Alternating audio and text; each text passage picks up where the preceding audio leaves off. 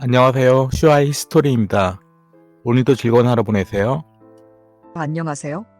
이번 영상에서는 21세기 2001년부터 현재까지의 우리나라와 세계의 역사에 대하여 알아보도록 하겠습니다. 연대 기별 역사의 마지막 편입니다. 이 시기는 우리나라에서는 IMF 금융지원 시대를 지나 경제를 회복하며 민주주의가 성숙화되는 시기이고, 세계적으로는 이슬람 무장단체가 테러를 일으키며 중동 지역이 어지럽고, 20세기 미소냉전 시대에 이어 현재는 미국, 중국의 신냉전 시대를 살아가고 있습니다. 먼저 우리나라의 역사부터 알아보도록 하겠습니다. 2002년 일본과 함께 한일 월드컵을 개최하며 한국 축구 역사 최초로 월드컵 4강에 들었습니다. 2003년에는 대구 지하철 화재 참사가 일어났습니다.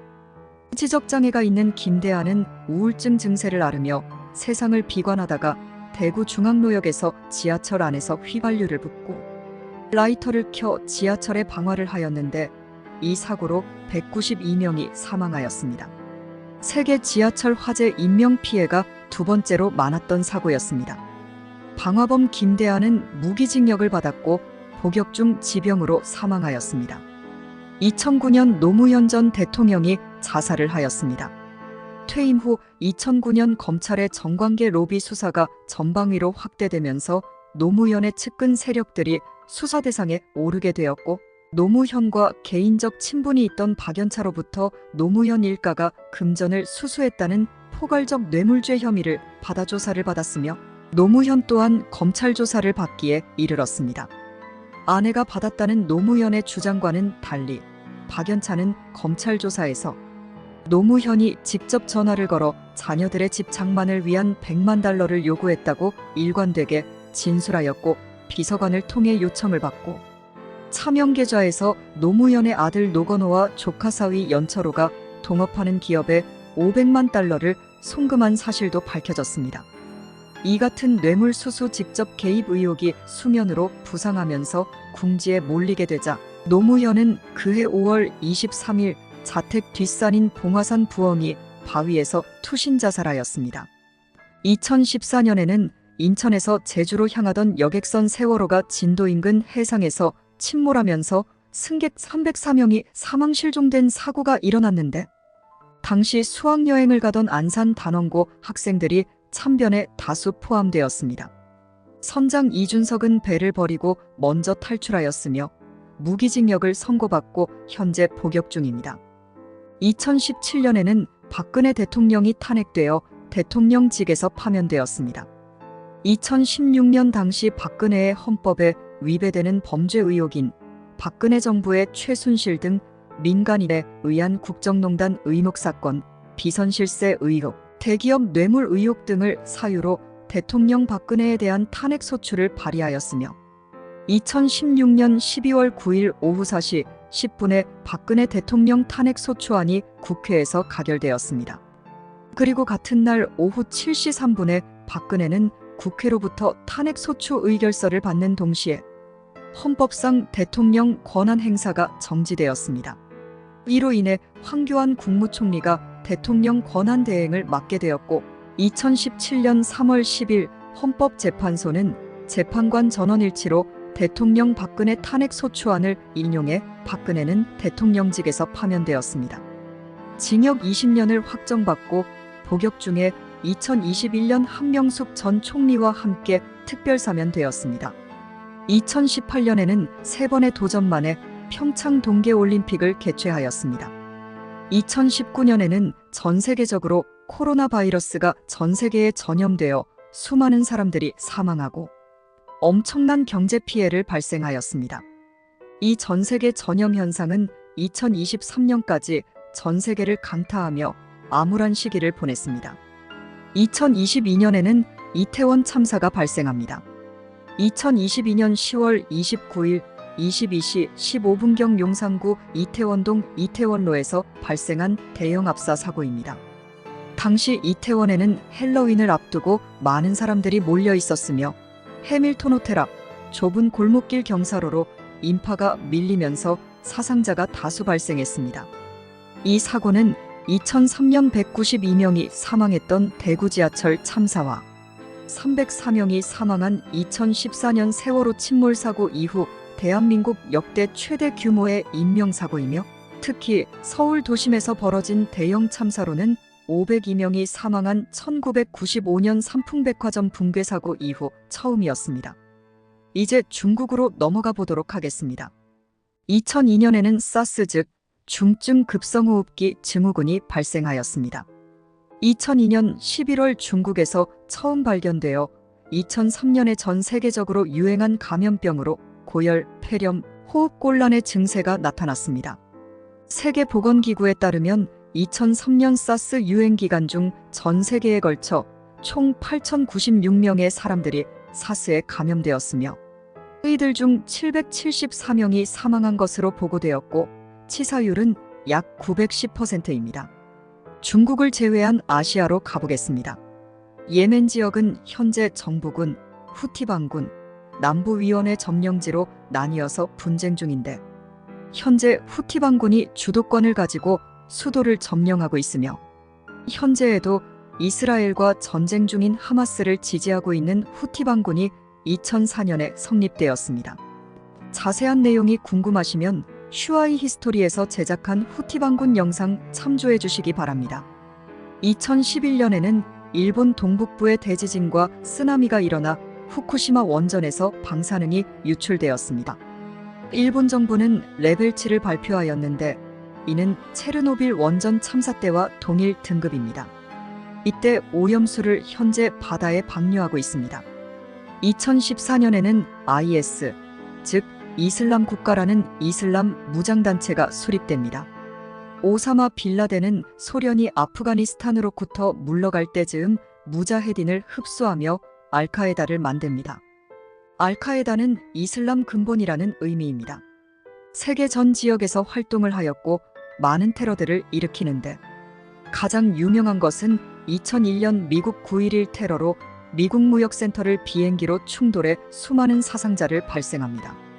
이후 오사마 빌라덴은 미국 특수부대에 의해 2011년 제거되었으며 이를 기점으로 급속하게 쇠퇴하며 예멘, 알제리, 시리아, 이라크 지부 등으로 나뉘어져 점조직으로 운영이 됩니다.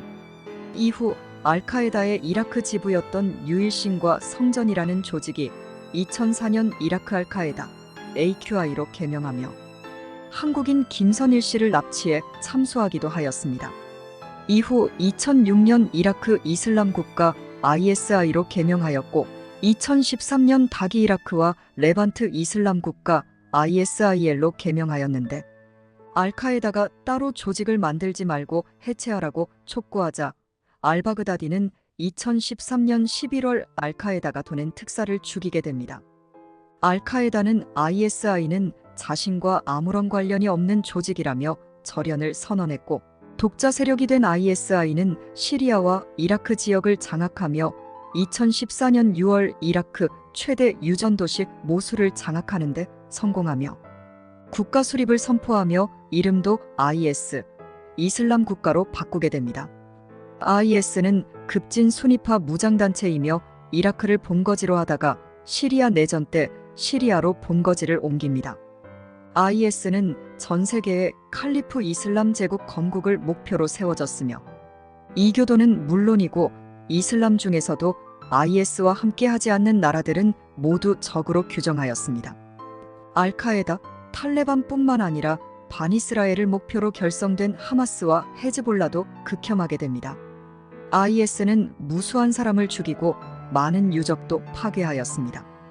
IS는 이후 대대적인 토벌로 세력과 힘을 잃은 상태이지만 여전히 IS의 영향을 받아 IS를 칭한 무장 이슬람 단체들은 테러를 저지르고 있습니다. 2023년 6월에는 중국의 강력 반발 속에서 미국과 대만이 1차 무역협정을 체결하였습니다. 미국 제대만 협회 AIT와 주미국 타이베이 경제문화대표처 TCRO의 대표들이 서명한 이번 협정은 지난해 6월 출범한 미국 대만 무역 이니셔티브에 따른 후속 조치로 미국과 대만은 우선 1차 협정을 통해 관세 행정 및 무역 원활화, 모범 규제 관행, 서비스업 국내 규제, 부패 방지, 중소기업 분야에 대해 합의에 도달하였습니다. 중국은 미국이 하나의 중국이라는 원칙에 위배되는 행위를 하였다고 공식적으로 항의하고 나섰습니다. 미국과 중국은 2015년부터 서로 엄청난 관세를 때리며 무역 전쟁을 시작하였고, 화웨이 제재, 반도체 제재 등 중국에 대해 계속 압박을 가하고 있으며, 중국은 대만 침공의 준비를 계속하고 있습니다. 이에 남중국해에서는 미국과 중국이 서로를 견제하며 대규모 군사훈련을 실시하며 위기감을 고조시키고 있습니다. 2023년에 이스라엘과 하마스는 또 전쟁을 시작하였고, 현재는 이란과도 사태가 악화되어 전운이 감돌고 있는 상황입니다. 이제 서양의 역사로 가보도록 하겠습니다. 2020년에 영국이 유럽연합 EU를 탈퇴하는 브렉시트를 하게 됩니다. 브렉시트는 영국이 유럽연합을 탈퇴한다는 의미로 영국, 브리튼과 탈출, 엑시트를 합쳐서 만든 합성어입니다. 브렉시트의 이유는 영국이 자주결정을 강조하고 자국의 주관성을 유지하며, 이로 인해 영국은 새로운 무역 기회를 모색하고 글로벌 무역 협정을 체결할 수 있기 때문이었습니다. 하지만 브렉시트 이후 투자가 줄어들고 무역 부문이 약해졌으며, 이에 따라 일자리도 줄어들며 현재 1,800억 달러 손실을 입은 상태이고, 환태평양 경제동반자 협정 CPTPP에 12번째 회원국으로 가입하는 등 교역 다각화에 노력하고 있지만, 국민들 사이에서는 후회론이 높아지고 있는 상황입니다. 2022년에는 러시아가 우크라이나를 침공하며 현재까지도 전쟁을 계속하고 있습니다. 전쟁의 이유는 우크라이나가 나토를 가입하려 한 것과 관련, 나토 회원국과 국경을 맞이하고 있으면 국가안보에 위험 요소가 있고, 러시아의 천연가스 송유관이 우크라이나를 지나가고 있는데 우크라이나가 가스관을 가지고 협박할 가능성도 있기 때문입니다. 러시아는 우크라이나의 나토 가입을 포기하라고 협박해도 말을 듣지 않자 우크라이나를 침공하게 됩니다. 러시아는 단시간 내에 전쟁을 끝낼 수 있다고 잘못된 판단을 하였고, 전쟁이 발발하자 미국을 비롯한 나토 회원국이 우크라이나를 지원하였습니다.